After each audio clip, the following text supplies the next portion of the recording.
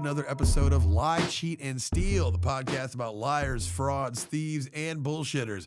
I'm your host, Pat Soroyes. Letting you guys know we are a bi-monthly podcast. We're dropping 2 episodes every month. If you like what you hear, you can actually get 2 more episodes every month and access to our back catalog of bonus episodes. So the entire library of all those on our Patreon at patreon.com/lie, cheat, and steal. You can also find us online. We're on TikTok, Instagram, and YouTube at Lie, Cheat, Steal Podcast. And if you guys want to check us out there. That being said, I'm here with my co-host, Kath Barbadoro. Kath, how you doing? Hi, Pat. I'm good. I have a quick segue right away. Okay. Our last episode went a bit long, so let's cut to the chase. Yeah, let's just get right to it. I'm good. You're good. I'll tell What's you. happening? I'll tell you what I've been up to lately. I've been on the dating apps lately. That's what I've been doing. I feel like my thing with dating apps is like I'm usually not on there. It's usually a very passive activity where I don't have them. And then I will be like, okay, I'm scouting. Yeah. I'm putting the team together. Let's go see what the talent is like. And then I go into like the draft period, where I'm going out with people, and then I'm like sort of narrowing down the field, right? That's kind of so right now I'm in the sort of I'm going on dates. I'm in the we're in the draft. So dating apps, I thought this would be an interesting thing to talk about today because to my knowledge, you have never used a dating app. I never used a dating app. Right? That is correct. I actually asked our friend Eric this weekend. I was like, all right, what's up? Like if I was going to get on there, because he's all over him. It's like, that's like the closest I've come. I asked a few questions just because I don't meet a lot of, I meet women at the bar when I work, but that's not the best place for meeting women. And, Sure. And also just I don't know, I used to be way more active socially. I was going out, I was doing shows, and that's less common these days. And I've been like, damn, because now it's like, you just get friends you've been hanging out with for 7 years. You're just like, hey, what if I fucked that up? Right. What if I ruined this perfectly healthy relationship? Yeah. Because I just am running out of people to know. But I just thought this would be interesting because this will probably surprise no listeners. Pat does pretty well with the ladies. It's not something you've needed to resort to. I feel like you usually do okay. Yeah, I do all right. Yeah, people girls have fun around me, so that helps. Yeah.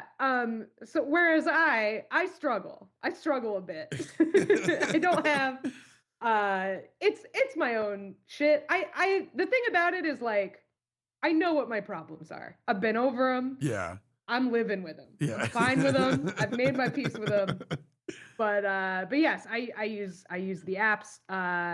They're not great. I'm sure if you've heard, from our friends about them, mixed reviews, I would say, at best. About I've never heard one person just be like, I have so much fun out there on these things. It's awesome. Yeah.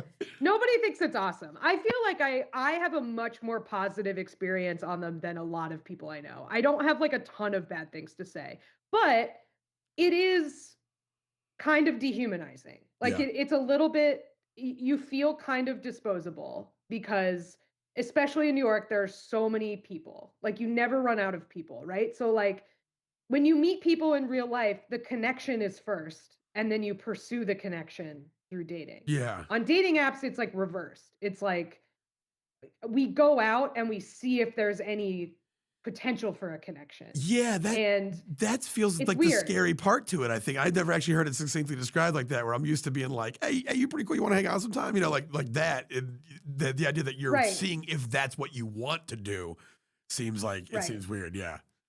Yeah, because there's no, in life, you meet somebody and you're like, oh, I'm picking up a little, we have some chemistry here. Yeah. There's a little something. And there's no way to really do that through a screen, right? So you have to just go meet someone, and that's my overwhelming experience of dating apps has been meeting perfectly nice guys who are lovely and would be great for someone else who I feel no chemistry with.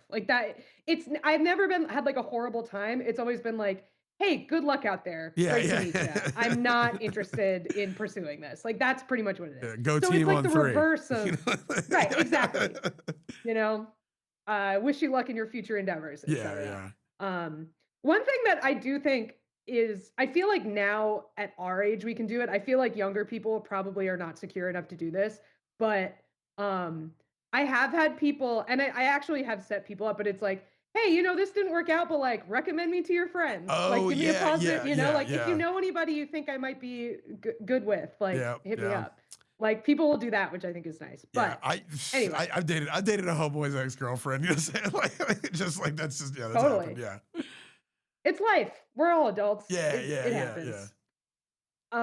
But yeah, so they can feel very depersonalizing, and it can feel like a lot of wasted energy to be like screening people on these apps when it's like like I'm joking about it being a draft, but like it can feel that way. Yeah. And it is like kind of gross. Like there's so much stuff about like height, right? Like men feeling like, oh, if I'm not a certain height. Yeah. And like I do understand that because like if you meet a charismatic guy who's 5'6", that's like he's not going to have a problem. Yeah. But if he's just a picture on a screen and it says 5'6", and someone's like, I'm not attracted to guys who are 5'6", it's like Yeah. you might like he might be the coolest 5'6" guy ever, Yeah, and you just don't. yeah, You know what I yeah. mean? Like, so there are these things that become more valuable on dating apps that it feels like you're a fucking show pony or something, and it's Yeah. like kind of bleak. But good news, it is becoming much bleaker, which is what we're going to talk about today. I thought we were going to take an episode where we talked about one corner of society that's getting better. No, that's it's not us. Dude, No. I have a homegirl that's like alien hot is the only way I can. It's like it's insane. Sure. Yeah, we're pretty good friends, but like she posts some crazy shit because people just slide into her DMs saying the wildest things, which is crazy because I think, yeah, like it's like I just see what it's like out there, what the like people say, and it's just it just feels rough. It is so fascinating to have a really hot friend. Yeah, like yeah. it is. I have a friend in New York who's like he looks like a Kennedy or something, but like the idealized version of a Kennedy, not the actual Kennedy. Yeah. Kind of homely. He's like a portrait in a rich person's house in Connecticut. Yeah, He's just like he's like Disney Prince hot, and like he's my friend. I'm not interested, so like it's interesting to have a friend of the opposite sex who you're like, we have a thing that is different, but I can acknowledge that like I just get a window into what your world is like, and it is fascinating. Yeah. Like it is.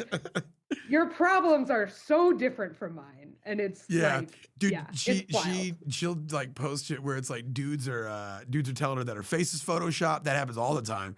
They're just like, oh yeah, nice Photoshop on the face, and it's like, dude, she looks like that. Like, and then the other one is just like, just people like just coming out the gate and saying just really crazy shit where you're just like, I would never, especially if I was trying to talk to her. You know what I'm saying? Like it feels like I'm like, you have to know, it's almost like kamikaze. Like you're just like, no, there's no way this beautiful woman would ever. I think that's probably why they say. Yeah. That's why they say insane shit, because they're like, well, I have no chance. I might as well be insane.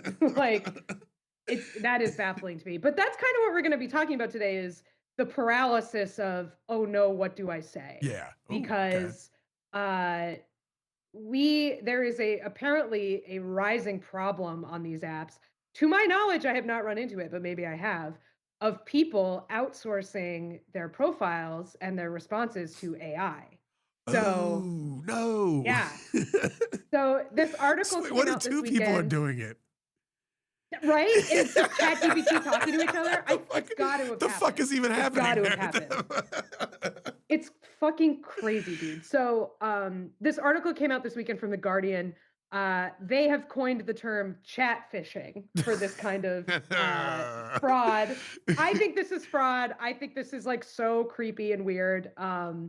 But yeah, I just thought it would be an interesting thing to talk about, and I thought it would be fun to talk to Pat about it because he does not know this world. Whereas unfortunately, I am a long-term veteran of this world. So so we'll just get into it. This article is by, drumroll please, who is this by? Alexandra Jones wrote this for The Guardian. Alex Jones? Alex Jones. He's back. He's got some conspiracy theories about dating apps. They're turning the chatbots gay. No, shout out Alexander Jones. I'm sure he has to put that full name. Obviously, he has to put that full name. Alexandra. So, Alexandra Jones. It's Alex Jones in a wig. Yeah. So, Bugs Bunny style. Mrs. I doubt Sandy Hook was real fire. Exactly. So the article opens with 36-year-old Rachel, who she's a business owner. Everybody in here is British. Woof. So I wonder if some of the culture stuff in here is maybe different. Because there's a few things where I'm like, sounds crazy to me. Just but see anyway. chatbots talking about eating beans cold out the tin. How they like their beans on toast. Yeah. So she matches with this guy on Hinge, and they very quickly build a rapport and are having these like very deep conversations. And she says, from the beginning, he was asking very open-ended questions, and that felt refreshing, which I'm going to editorialize quite a bit because I've experienced this so much. Dudes, if you're dating people from apps or just generally, fucking ask the woman a question. Oh my God. The amount of men I have gone out with who it's like, if you had asked me one question, I would have gone out with you again. And you did not, you failed. Like, it's crazy. At least pretend to be curious about the person you're dating. That's even if you're not, even if you are bored out of your mind and just want to sleep with them, pretend. Just pretend. Yeah, I would say especially, but it's like if that is your thing, then you probably really should do that. You know, like if you're just trying to sleep with them, that's probably the best thing you should do. You know, like it's just ask questions. Yeah. So anyway, that's what attracted her about this guy is he asked like very good questions on the dating app, like very thought-provoking questions.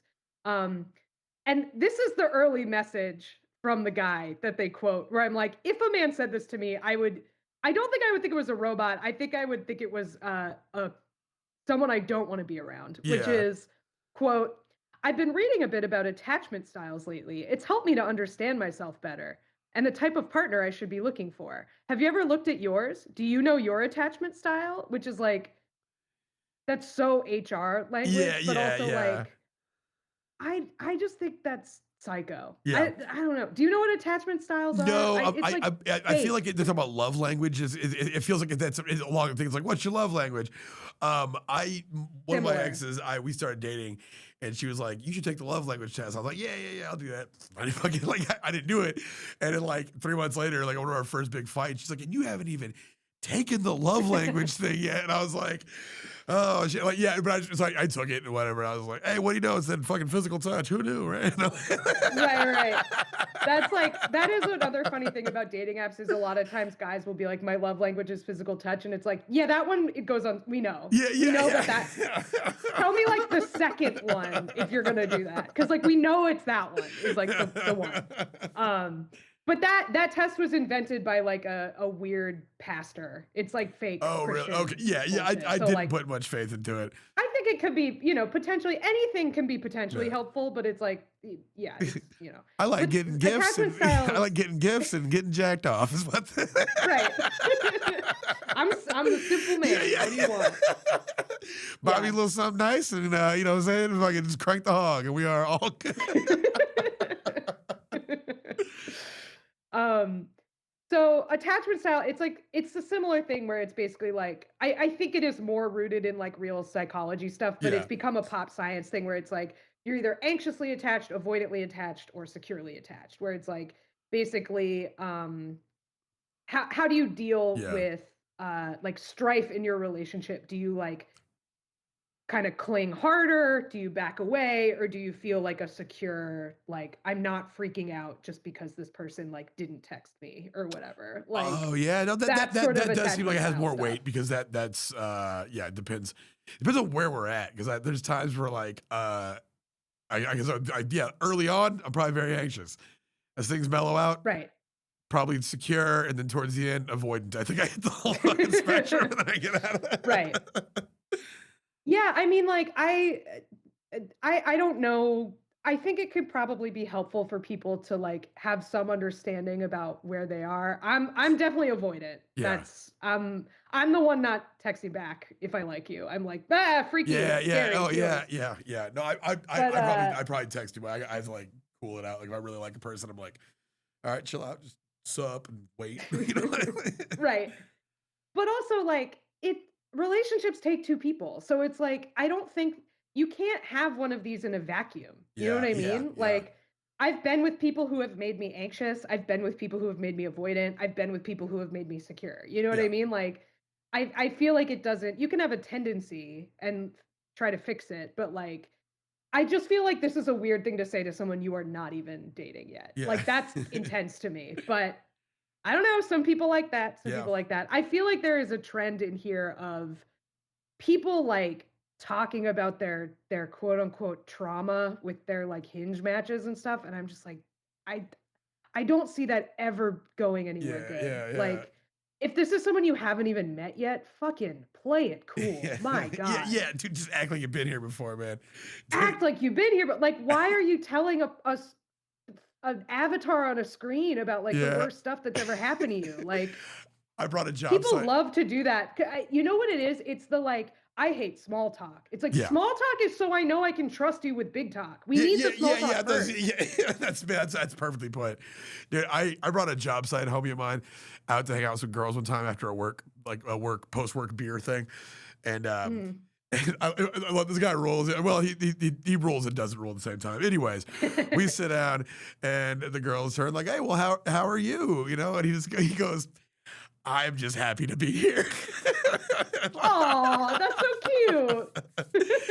Yeah, it was cute. And then he liked one of my friends so much that he went through my Facebook friends and found their name in there. And then Facebook called them 11:30 at night the next Friday. And I had Ooh, act like you've been here before. act like you've been here before, dog. And I had to like be like, "Hey, man, when I introduce you to a friend of mine, female or otherwise, don't look them up on the internet and call them to your place." That's exactly what I told him. And he goes, "I am so sorry."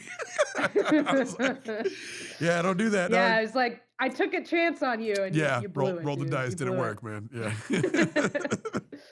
But anyway, this lady is cool with it. I mean, I guess she's around my age. I feel like people do cut to the chase earlier when they're like looking to settle down. They like people get pretty practical. I've seen in that, their late 30s. So like, God bless. To me, this is creepy, but again, I'm avoidant. So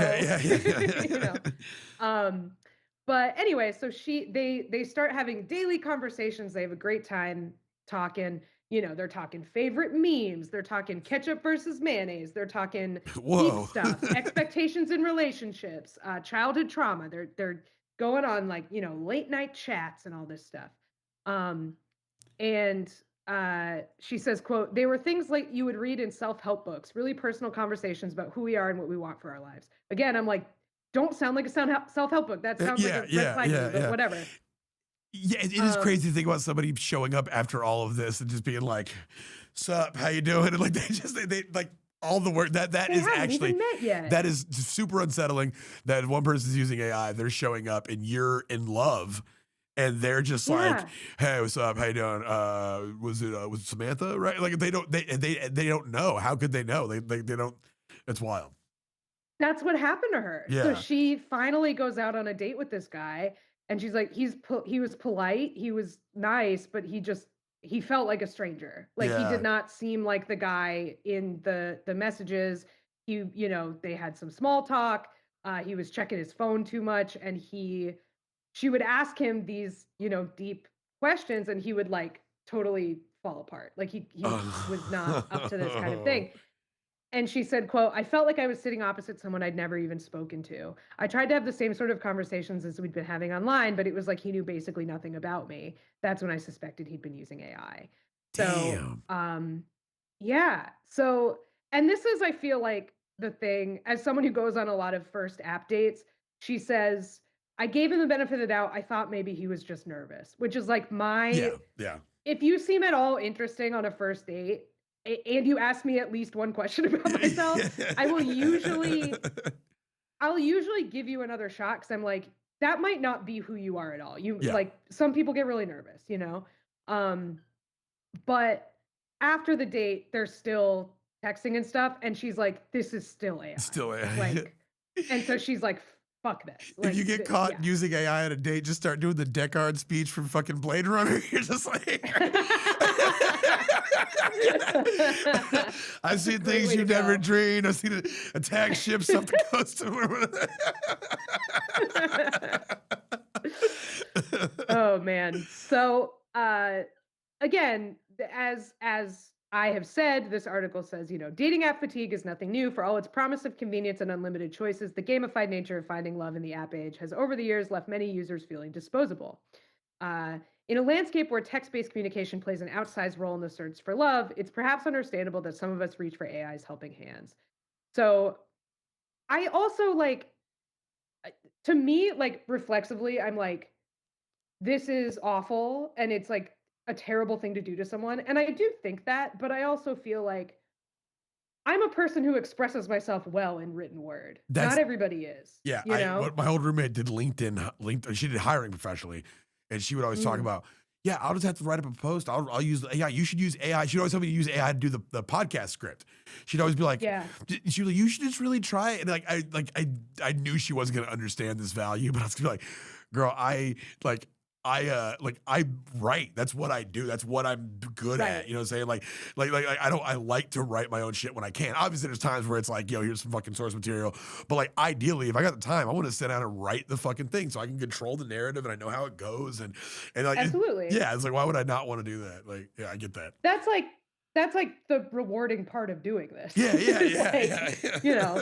We are people who like to write and who like to communicate in words, and we're good at it. So, again, with the dating app stuff, I'm also like somebody who, through comedy, I'm able to present a pretty accurate picture of myself online. Yeah. I know how to use social media to create a profile that reflects who I am. Yeah. Which is why I think I have not been super successful in dating apps, because I'm not trying to make it.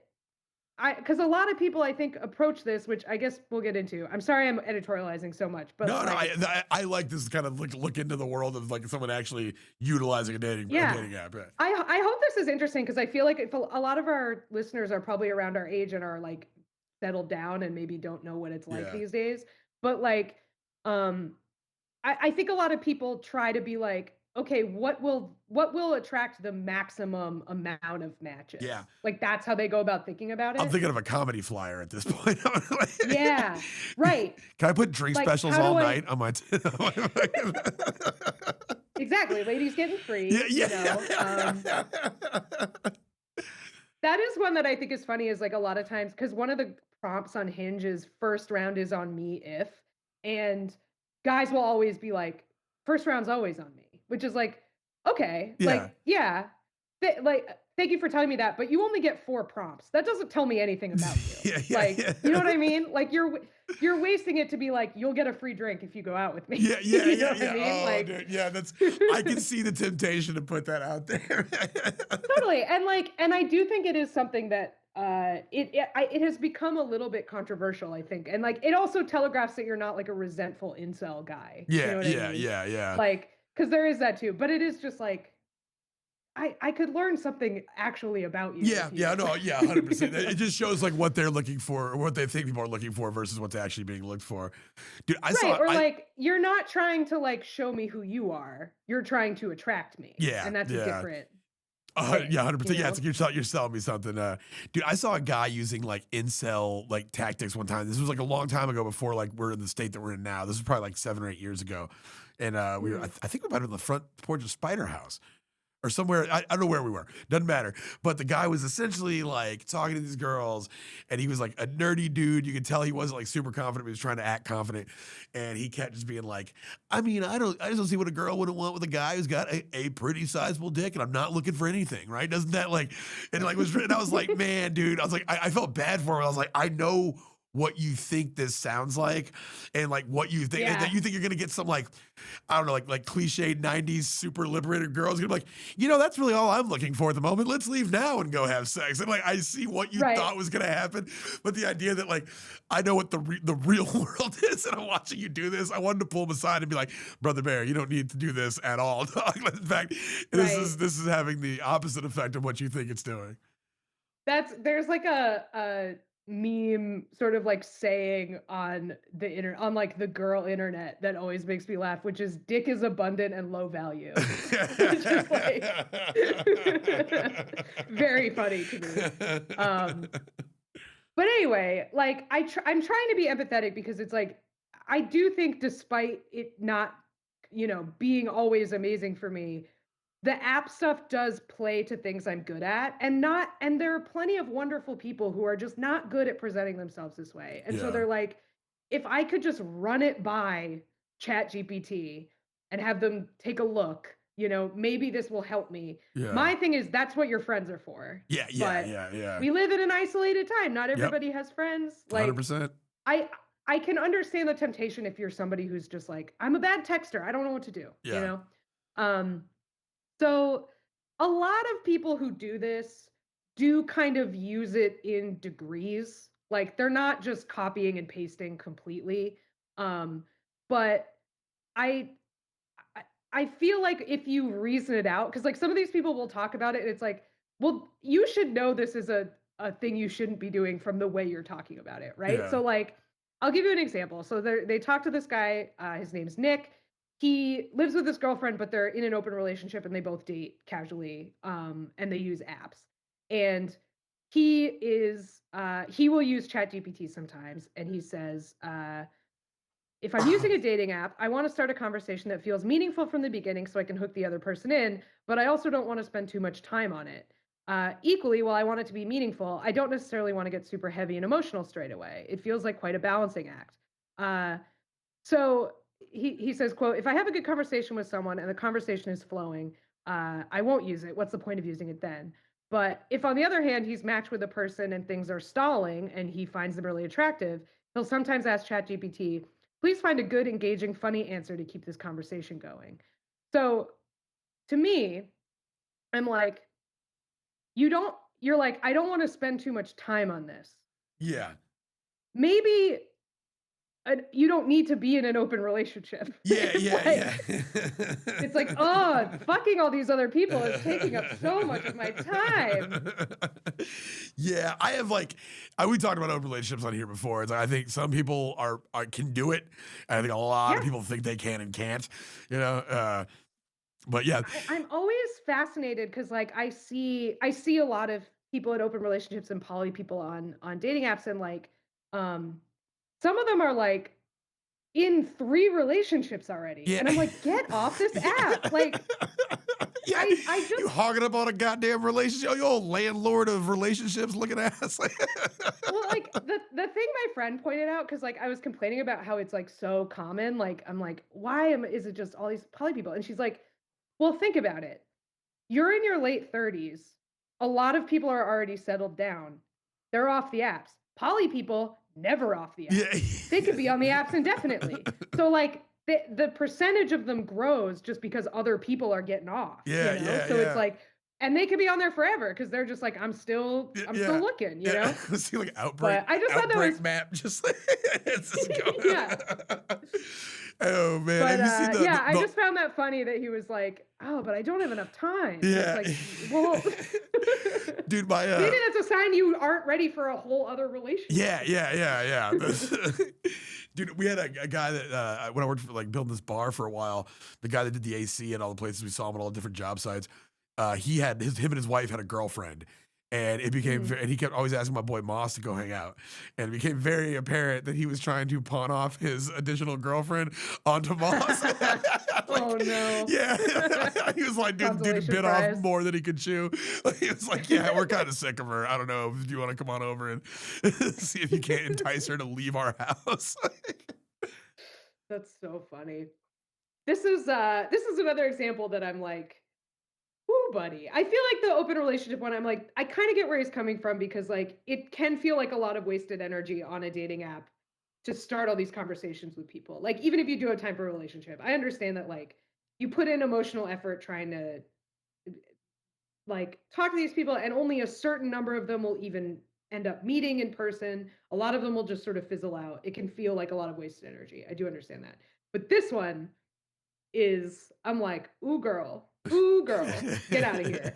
So, quote, for the past 3 months, 28-year-old social worker Holly from Kent has been navigating a situationship with a coworker. Now they see each other sporadically. I wouldn't call them dates, she says, but they speak often via WhatsApp. I mainly use AI because I tend to write really long messages. So I'll put them into Chat GPT and say, please make this softer and more clear, or I need to sound harsher here so he understands I'm upset. She doesn't feel it's misleading. I'm not trying to manipulate someone. So she's pissed off at this guy and she's like, Chat GPT, please make me sound like I'm not going insane with this guy who won't like wife me up. Yeah. Yeah, if you find yourself doing that at that point, like that's yeah, he's like, you need to make sure you're using it to either not sound upset when you are, or to try to make sure he understands you're upset. It sounds like your main relationship to this guy is that he makes you upset. Yeah. That's what it sounds like. Yeah, with all the new like groundbreaking ways that are like science is coming up with to tell this dude you're mad. Like that's like, yeah. I need to suck up like, a couple gallons of water. Yeah. Figure out how to convey my exact level of irritation with this guy. Man, I would like I would like to have one of my ex's text ran through there because she already sounded the most angry anyone's ever sounded. And it's like running through there and crank the anger up. And like my phone is just like too hot to touch. I'm like, goddamn. Steam starts coming out. The screen turns bright red somehow. Yeah. Sirens start going off. It's like an Amber Alert sound. It's a fucking Amber Alert. Are you so mad you stole a fucking kid, girl? Like, is that how mad you are? Just to make your phone blow up. She stole a kid. Froze, yeah, like she steals a kid that has like my name and her name somehow. And I was like, what the fuck? She's like, oh, I know who it is. Brittany Patrick. How'd you even find a Brittany Patrick? So, and this is interesting to me. So the article says like people often now will have these relationships that are in these sort of emotional gray areas. They're like the boundaries of relationships are like very, very fluid. And so trying to navigate them can be really difficult. And so people are turning to AI to try to like get some structure to something that is kind of structureless, which I think is very interesting. I think this is kind of a younger person thing. I don't know. I feel like I've never like been in a sustained thing like this where it was like, oh, I kind of want him to be my boyfriend, but like he doesn't want to be my boyfriend. Like I'm 37 years old. I don't do that. That's not anything. If I found myself in a situation like that, I'd have to be like, what the fuck are you doing? Get out of here, man. Right. Exactly. It's like if I have a casual relationship, both people know it's a casual relationship. And if I have a serious relationship, both people know it's a serious relationship. I don't traffic in this stuff. But it's funny, like I saw a TikTok the other day where this guy was like talking about, because like young people don't really they don't like fuck a lot of people anymore. Like people don't. I've heard that. They're not drinking, they ain't fucking. Like, what are y'all, man? Bro. They're not like having like weird one night stands. When you're just like, oh wow, can't believe we did that. That's funny. What a world. And you kind of just like move on. Yeah. They seem like a very like there's a very like a puritanical streak to Gen Z. It seems bit. Like. Then again, I could just be. Maybe it's because they're just not fucking me. I don't know. Like maybe I just don't. Maybe I'm over here like it doesn't seem like they're fucking at all. I'm alone every night. I mean, they are fucking. Yeah. I teach them and they write jokes about it. So like I know they are, but they instead of like having these sort of one night stand or like fucking a random person, they have these like weird long casual relationships with no boundaries. And I'm bringing this up because I'm trying to write a joke about it where it's like that like ruins your mental health. And I feel like they're so afraid of like STDs, but they're sacrificing their mental health. And it's like, I'd rather the punchline that I'm like trying to work to in the joke is like, I would rather take a week of antibiotics than a lifetime of psychiatric meds. Oh, Like that's good. Yeah. just fuck someone. Yeah. Like it's fine.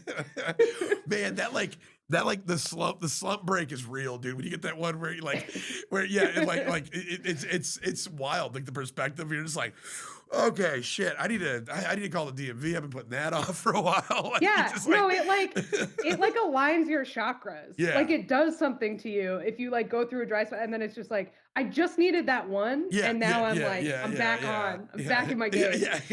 Hey, thanks for helping me make this happen. I'm gonna call an Absolutely. Uber. You know? I'm gonna call an Uber and go home and work on my resume. Thank you so much. But yeah, so like the people are turning to AI to sort of try to make sense of this stuff, right? Because they're like, they don't talk about it and they have these weird, like sustained kind of like casual, but what are we like the thing young people do a lot that is baffling to me is they will be casual but exclusive, which is like, oh yeah, don't be doing that. Yeah. That's like, unless you're completely cool with that, like that's not your boyfriend, that's not your girlfriend. Yeah. Like, anyway, that's a whole side tangent. But this is also there's just every example in here is so funny in a different way. So here's the next one. As 32-year-old Rich points out, it's not like using Chat GPT guarantees success. When he met someone in a bar one Friday night and swapped social media handles, he asked AI what his next move should be. Chat GPT discerned that sending an initial message on Monday mid-morning would set the right pace. Then it gave me some options for what the message could be, says Rich. Keep it light, warm, and low stakes so it reads as genuine interest without urgency, the bot advised. Something like, hey, Sarah, still laughing about, parentheses, tiny shared moments / reference, if you've got one. God, if you needed somebody to tell you that, like that's, you need someone. Dude, it gets worse. So that's the suggestion he got. And then Rich went back and forth with ChatGPT until he felt they'd hit upon exactly the right message, which was, hey, Sarah, it was lovely to meet you. He needed back and forth with ChatGPT to land on, hey, Sarah, it was lovely to meet you. They're just, like in a boardroom arguing. There's just like dry erase shit. It's like, no. That'd be a good sketch. Yeah. That'd be a really good sketch. Oh, yeah. So like, have you ever seen the movie Margin Call? No. It's like it's about the financial crisis. It's just like a thriller in a boardroom sort of thing, but like that, but about a text. Yeah. Man, yeah, that's great because that's like I would say that like the one thing I'm good at is like I'm good at talking to girls, but like that's like a thing that I've had to get good at, and especially in the age of texting is being like that reason to just be like, okay, we got each other's info. I need that first thing to say, and it's always just like, hey, it was good meeting you. Like, I had a good time hanging out with you tonight. Like this, it's just simple. You just say it's something to be like, I would like.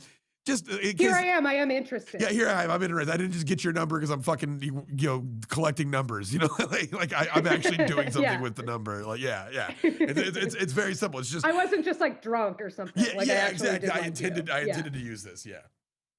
Yeah. So sadly, Rich workshops this perfect message, and sadly, she never replied. It had been 2 weeks. Didn't hear back. Now ask the robot if he's got any ideas on how to get over a woman rejecting you, and then see where you are in 2 weeks. Yeah, man. So this obviously can backfire, which I feel like I hope I would be able to recognize this stuff. I hope.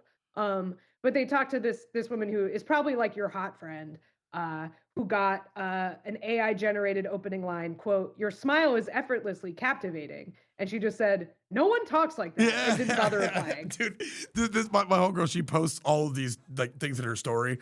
Oh, she said to him, she'll say something like that. One of the wildest ones was this guy said to him like the polycule shit or whatever. This guy goes, "Hey, me and my good friend are looking to have a threesome with a third." It was him and his guy friend, and she just said, "I'm not gonna let you run a train on me."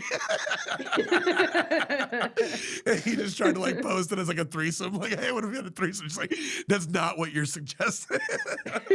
I know how this would go. Yeah. There are some like directional arrows of who would be doing what to who that would not make this. Yeah. Like, are you gonna fuck him too? Yeah, Is that yeah. You're also happen? fucking that guy. But yeah, so, and this is another thing where, like you said about the love language thing, this guy, his name's Jamil. He's from Leicester. I don't know. He uses AI all the time, and he just says everybody's talking in jargon on these websites anyway. Like he says, like, what do you mean? What's my attachment style? Every girl in the apps has this thing called love languages. It's just gibberish. But if you don't talk about it, people are like, oh, you're a red flag. Which, like, he's a piece of shit, but also I kind of get where he's coming from. This seems like the most like the most with it argument I've heard in proponents of this. Yeah, we're all talking in fucking gibberish anyways. Like that's right. Everyone's like categorizing people in these little like, what's your MBTI type? What's your sign? Yeah. What's your love language? What's your? It's like, just tell me what you like to do after work. Yeah, like, yeah. I don't know. Oh man, I'm talking about this like I can give advice after I have not.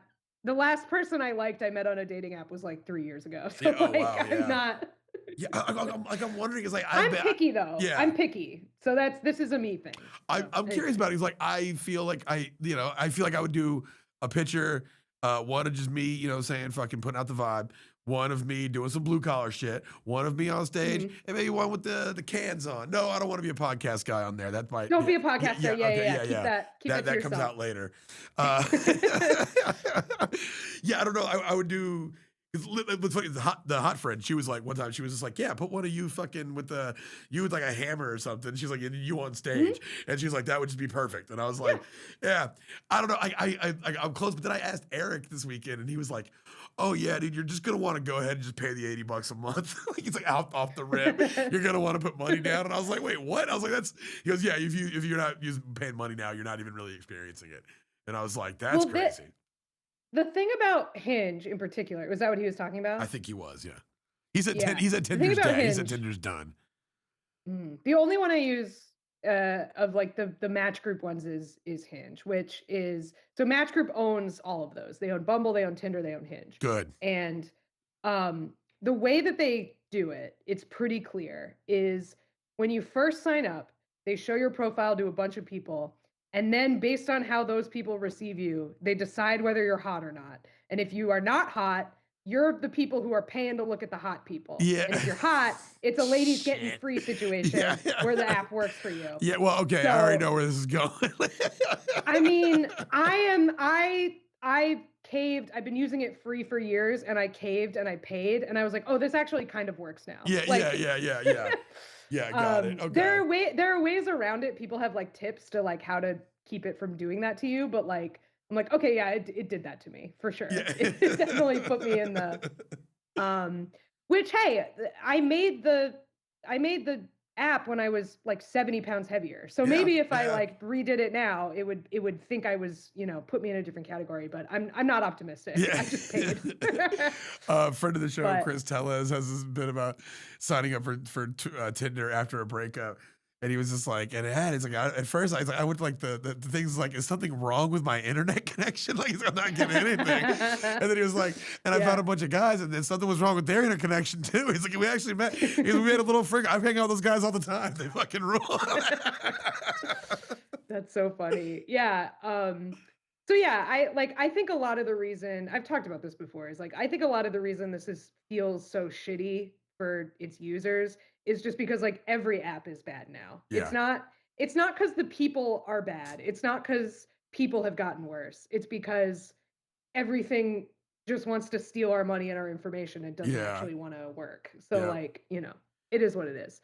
But yeah, I don't know. People are so into categorizing people. I think because this is like, you're spoiled for options, right? Because you're like seeing 50 people at a time when you're like swiping. And so you Yeah. want to be able to put people in like buckets. So it's like, what's your love language? What's your attachment style? Yeah. But this dude is right that it's gibberish. Yeah. Yeah. Like, It's all, yeah. he is correct.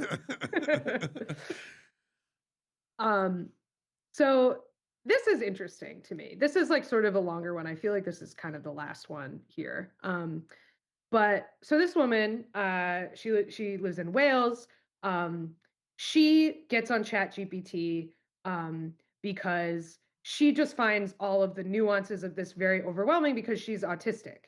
So Yeah. she's like all of the kind of subtlety, which is already hard for neurotypical people in text. Like Yeah. text is really difficult to communicate like nuance and subtlety and stuff. So she says, as an autistic woman in an era where the only way to meet anyone is through dating apps, I've struggled immensely.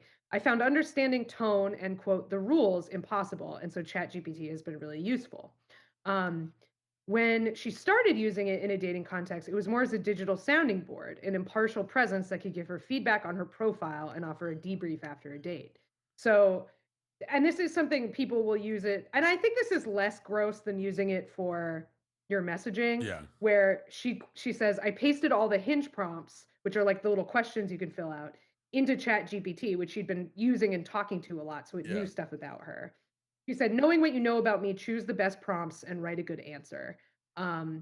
So the bot did that, and she didn't copy them exactly, but she gave a basic answer. And like, the thing about this that is so weird to me is like, when you do this with ChatGPT, it does try to be funny, and it's never funny. Oh yeah. So like, all these people are putting terrible jokes in their messages and profiles and stuff. Oh And yeah, it's it's gonna be real clumsy, ham-fisted. Yeah. Yeah. But so she starts matching with people, and she goes out with this guy who, after using ChatGPT a little bit for messaging because she feels totally overwhelmed. And she had good messages with him. But then it's sort of like she's on the other end of the first date we talked about, where she's like, then we get there and like we don't really have a ton of chemistry. I did like him, but he didn't kiss me at the end of the date. It just sort of like ended, and I was like, I don't know whether he likes me or whether he was just trying to be respectful. Yeah. Which is like a very common problem. You don't need to ask a robot. You need to ask the guy. Yeah, like, yeah. There is a shortcut here. Ask him if he wants to go out again. Yeah. That's like the way to solve this. But so she's like conspiring with ChatGPT about it. And trying to get ChatGPT to sort of help understand the situation. And ChatGPT says, I think he was just trying to be respectful based on everything else you've told me about, like what happened, about the messages, whatever. And so she sends the message that ChatGPT recommends, which was a, quote, light, open-ended follow-up. And he replies enthusiastically, and they go out again. So she was like, ChatGPT is right. I can trust ChatGPT with all of my stuff. So then the use of it escalates. And so she starts using it between every message. And she starts requesting, she'll send the message and then be like, give me 5 replies. And then she'll pick the one that she feels sounds the most like her. And it's like, how is this less work than just writing? I don't understand. Hey, ChatGPT, how many U's should I put in sup? Right. Should I put you up, letter U, or YOU up? Make it and quick. Should I send it at 11:30 p.m. or 1:30 a.m.? What's my best chance of success? Make it quick. Am driving. So, she's like, she basically isn't even replying anymore by their third date. She's outsourced this whole thing to ChatGPT, and the guy is basically dating an LLM at this point. Like, happy as a clam, that lad. Probably.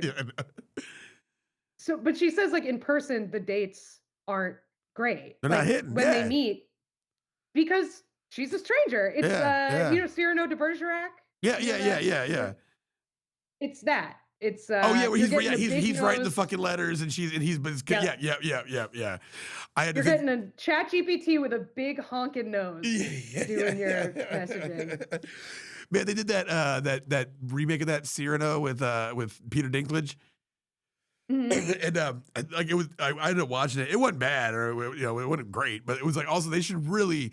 For the dudes, they put the advertising like, "Hey, Peter Dinklage kills 11 men in the first 7 minutes of this movie," and Yeah, yeah, yeah. yeah, It's not just about love notes. yeah, yeah, yeah. So I just love that. Like this dude fucks some guys up in the first, like the opening credits. He kills it. And he counts them off. He's like, "I'll kill 10 of you bastards." Like, and yeah. So I remember being like, "Okay, yeah, yeah, yeah." I'm not even like one of those like dumb idiot like oh I can't watch a movie with action, but I did watch that. And was like they should have led with this and let me know that That this should is have been gonna in the be yeah trailer. that this is gonna be in here. An ass kicker. Yeah, yeah, Yeah. yeah. So, she says after their third date, when like things are, he still feels like a stranger. She says, "I was very aware that I'd taken it too far, but I felt like I was in too deep by that point. I didn't know how to get out of it. I didn't know how to talk to this person as myself anymore." So they eventually break it off, but yeah, just this thing of like, well, I'm just gonna use it for this, and then you Yeah. use it for more and more things, Yep. and like it's like everything else with ChatGPT that people do with it, right? Yeah. That's Yeah. they say they're gonna do that with their work or studying, and then it becomes a bigger and bigger part of the thing. And as we've talked about, if you whatever you outsource to AI, you'll lose the ability to do eventually. Man, And that's very true. That's scary to think about. Actually, that's like I I know. yeah. I find myself like And having to write more at work now because I just I'm like do stuff with construction. You write, and it's like mhm. and I'm taking notes in class and see where my handwriting is fucking gone. Like I always had like little block like drafters handwriting letters and shit, and Yeah, I can still make that happen. But if I'm just like I have to focus or else your it's fine just motor skills aren't yeah the kind of same. sucks, man. Yeah. Yeah, and just like of all the things to outsource, of all the abilities to lose, I feel like flirting is a bad one. You Yeah, don't want to lose that. yeah. And like no one's that good at it in the first place. So like Yeah, hold that's on to what kind you of yeah, got, yeah, you that's kind know? of the fun. Yeah, dude, like that's yeah, man. I don't, you got to be careful like what we allow these things to come in. And also like, dude, if you're relying on ChatGPT, that bubble's about to fucking burst, man. And it's Right. like yeah, like that data farm may not even be there in 6 months. So you better, keep up with your P's and Q's. Um, so this is another thing that is very dark. So Jamil, the guy who was like a piece of shit, but we were like, you have a point. Yeah. Um, he gets like uh he uses ChatGPT and stuff, and then he has a date with someone who he realized was doing it to him. Like he Oh shit, realized yeah. that too. So it happened to him. So but he's still like, whatever, I'm still using it. And he gets on Discord and he finds channels dedicated to like AI pickup artists, like people who are workshopping with each other about how to use AI to get women to like them. So it's like yet another form of like shitty pickup artistry. Yeah. Um, so they like what they do is they'll say like for instance start a chat with a girl by asking her a list of questions, favorite film, dream holiday, that kind of thing, then paste her answers into Chat GPT. It'll craft replies that would make you sound like her perfect match. uh Jamil said it got him a lot of dates and it was working, and Yeah. that is so bleak to me. Yeah, So that's fucked. It's a wild thing about two people doing it to each other, and then they get there. Yo, what if like my hot friend and your hot friend just AI chatted each other, and then they just like hooked up and just had hot sex, and then like never like actually. that'd be a Hallmark movie for that ass right there. Two hot friends, yeah, yeah, AI yeah, chatfishing each other. brought them together. Yeah, yeah. um Two vapid idiots. No, my friends. I'm not saying that. I'm sure they're both fine. I just. um so yeah, like again, this is what I mean about like I would hope I would recognize this. So Jamil, he matches with this lady who he really likes her, and she has like she loves Bali. She's been to Bali and she has pictures of Bali. And the article says, where Jamil might have left an awkward nice or cool, the bot would spin his match's love of Bali into a playful, if somewhat unimaginative line about coconut cocktails. It made him seem, at the very least, attentive. Jamil doesn't feel he tricked anyone. He sees it more as hacking the apps themselves. Dating apps put everyone at a disadvantage. You're competing with hundreds of other people for attention, and half the time the chats die after 2 or 3 messages. If ChatGPT helps me stand out, why wouldn't I use it? Um, so like again, he is right in a certain way. Yeah. The dating apps are not great for everyone. You're Yeah. competing with hundreds of people. But you're basically saying a robot is more engaging than I am. Yeah, That's what you're admitting yeah. when you use He it. seems, I will say, he seems by his like frank kind of answers, he seems like he might actually be interesting to talk to in person. Yeah, I kind of agree. Yeah. I feel like that'd be like somebody that might be like a refreshing person to talk to, and like, but like what they're doing at the end of the day is still kind of like being shitty because that person might be agreeing to that date because being like, man, that person was really nice, and going there expecting one thing, and it's not, I'm sure he's not going, oh hey, by the way, all that shit we was talking about earlier, I did put that in Chat GPT, but I'm probably like, he's not telling them that he's doing that, you know? Right, and like again, he's leaving an answer that makes him seem quote unquote attentive. And he Yeah. is the opposite of attentive. Yeah. That is the opposite of what he is. He is not paying attention. He is outsourcing this to something else. I left an answer that made me seem tall. You know? Right. So yeah, he and again, this is like where we get into trouble because like this guy is sort of refreshingly blunt, but he gets into a situation where he's talking to this woman who someone in her family died, and she said that, and he's using this with ChatGPT, and coconut cocktails. Well, no, it sort of does the opposite, where it crafts this sort of generic but also like very emotionally literate thing where it says, I'm so sorry you're going through this. It must be really difficult. Thank you for trusting me with it, which is like a very nice thing to say and is the absolute opposite sentiment of what he is actually expressing. Yeah, that's what by putting it into ChatGPT, right? Yeah. So like that, that is manipulative. Yeah, like that is. Yeah, it is. There's no other way about that. The kind of person who uses ChatGPT to come up with that answer isn't the type of person who would organically say that. Yeah. Right? That's not the type of person who does that. So you are misrepresenting yourself. You're misrepresenting yourself, yeah. See, all this has been people who are like actively still taking the responses, copying and pasting and putting it back in there. Is it possible to just run an AI chatbot straight out of the chat room? So you just leave it on go and you just come back? Because I when you were talking about that, that's what I initially thought was going to happen. I was like, oh, that's where they're just hitting play. Entirely automated. I think that would still be too noticeable. Yeah. I think that would be too clockable. I think you would have to do a lot to make it not seem like that. You would have to have it on some kind of delay. You would you'd probably have to put in some like typing, either typos or like grammatical errors, like things like that. Because then what I'm thinking is if you just set it to go, then you go to sleep and you wake up and it's that thing where AI convinces them to harm themselves. And you're just like, right. It's told them it's like they're the golden one and they need to like jump off a building so they can fly or something. You're like, fuck. You're like just trying to say, you're all Googling the news. Like, fuck, I think that was me, dude. Shit, my rogue hinge app got away from me. Okay, this is the last thing about Francesca. We'll leave on this. There are more examples in the article. If you're interested, you can read this article in The Guardian. So this is very funny, and I feel like this is bound to happen, and it probably happens to people who do this all the time. Francesca had a wake-up call when a simple mistake nearly gave the game away. She pasted a wry message scripted by ChatGPT into her WhatsApp chat with a date, only to realize it ended with a telltale bot prompt, quote, "Do you want me to make this punchier?" Oh, no. Oh, no, that sucks. It wasn't until his baffled reply, "What do you mean?" that she realized her mistake. "I just thought, oh God, I've been caught," she says. She left his question unanswered for a few hours until deciding the only option was to style it out by pretending that part was meant for a coworker. We went on one more date afterwards, but I wasn't sure if he was interested in me or not, so I just let it go. I thought, I'm not up for having to analyze every interaction to see if he's into me. Yeah. And anyway, by that point, 90% of the messages he'd had off me had been by ChatGPT anyway, so it wasn't like we'd properly gotten to know each other. He was basically dating the AI. Damn. So it's like,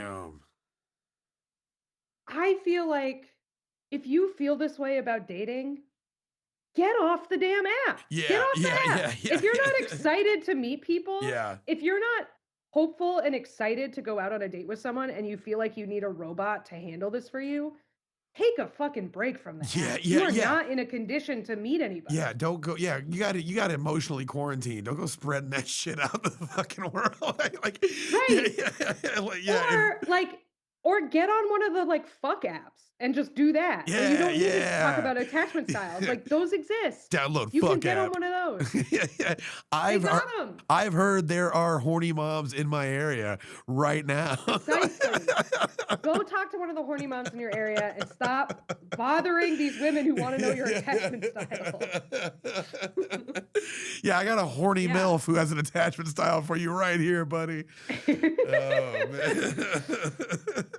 Yeah, so I don't think I've ever run into this. I don't think because like again, I'm kind of a weird person. I'm a pretty specific. I'm looking for someone pretty. You've met people I've dated. Yeah, They're like kind of weird. Yeah, you know, yeah. they're lovely. They're nice. Yeah. All of them have been. I got the no hard feelings. homeboy you dated before you left here. Me and him are still friends on social medias, and he's cool and me fun. too. Yeah. He's very cool. That guy rules. But like kind of has like interesting. Yeah. Hobbies, He's somebody like I would see him in Vibe. I'd be like, oh, I'll get along with this guy, but I could see somebody being like, that's an odd duck. You know, like, not a normie. Yeah, not a normie by any means. And I throw that around as a compliment. So. Totally. Yeah. But it's just like I feel like I maybe screen out a lot of these people because like if you send me a message about coconut cocktails or whatever, I'm gonna be like, whatever, bye. I'm not, you know what I mean? Like I'm looking for a little more, something a little. And also, I don't think I'm attracting people like that because I am also not a normie. I'm also kind of weird. Like I said, I feel like my profile gives an accurate reflection of who I am, which is. I don't think I'm the type of person that like Jamil wants to date. Yeah. You know what I mean? Like my fear, like I always get mad when I'm like, not mad, how do I put this? Like I get worried when I go, like if I go out with a girl and then I'm like, oh, she's like the kind of girl who might put, I'm fluent in sarcasm. And like, like I think it's like, I'm sure you're fine and there's somebody out there for you like that. But like, I need a girl that's got like a sense of humor and is kind of like smart and kind of gets it that the world's a little fucking weird. And like, I don't need somebody like with like a Salt Life sticker who's just like fucking just a Hufflepuff girl in a Muggle world. It's like, get out of my state. Exactly. we got like, we need specific sorts of people. I need a girl. But like the problem with an app is that sometimes you meet someone and they are one of those people and you're like, but we vibe and we get along and we have chemistry and maybe like you're not who I would have like drawn up on paper, but like this works. Yeah. Whereas like on a dating app, the first thing you're seeing is often literally them saying I'm fluent in sarcasm. And it's just like, well, you're not even getting a chance. Absolutely not. You know what I mean? This is one of my pet peeve ones. If you don't say people, you say humans, you're out. You're like, the really cool humans at my job. Fuck off. Yeah. Fuck off. That's like doggo pupper shit to me. I can't rock with that. Well, what sucks is I know like my worst inclinations is I'll be like, ooh, I'll need to address that in the future when I'm not going out with her anymore. I'm like, that's where I need to be like, if the person, I had to learn that as I got older, be like, if the person doesn't seem like somebody you want to spend a significant amount of time around, they're probably not the best for you to be hanging out with, you know, it's fun right now, but eventually she's going to like doggo pupper some shit. You're going to be like, oh no, I can't do this. I do feel like sometimes it becomes like sort of a protective, like the emergency ripcord on the relationship. If they have something like that though, where you're like, this is fun for now, but I know the second this starts to bother me, I will feel justified. Pulling the parachute because of the doggo pupper shit. That actually, okay, we will end on this because I asked this on Blue Sky the other day, and I think it's an interesting question. If you met somebody, you started dating somebody, and you felt like they were perfect for you, you guys got along amazingly, great chemistry, similar goals in life, similar values, and then you found out they were a Disney adult. Would you keep dating them? Yeah, that would be the things I know exactly what I would do is I would like maybe subconsciously start testing how serious they are about it, where I would make like a Disney adult joke and go, oh, that's like a Disney adult. Can you take a joke about it? And then like that would become unfair to them, because then I would start shitting on what they enjoyed. And that would be, it would be wrong of me. But yeah, no, it'd be hard just because if it's like indicative of other things. First things first, it's probably indicative of a income level I can't keep up with. If this person like takes like a double, like a biannual trip there, like every 2 years goes to like Disney World or something like that, I'm like, oh, this person is already out of my income bracket. Like I can't compete with that. Well, that was my thought too, was my thing is, if you like Disney, like, and that is like a compartmentalized thing, and it's just something you're interested in. Look, I like pro wrestling. Like we all have like a weird, plenty of people would be like, that's psycho. I can't date someone who likes that. Yeah. But I also am like, I know not to convert someone who's not interested. That is something I can do on my own. I don't need you to like it. I don't need you to care about it. I can watch it home alone I don't need you to care. If they're like that about being a Disney adult, I could be okay with it.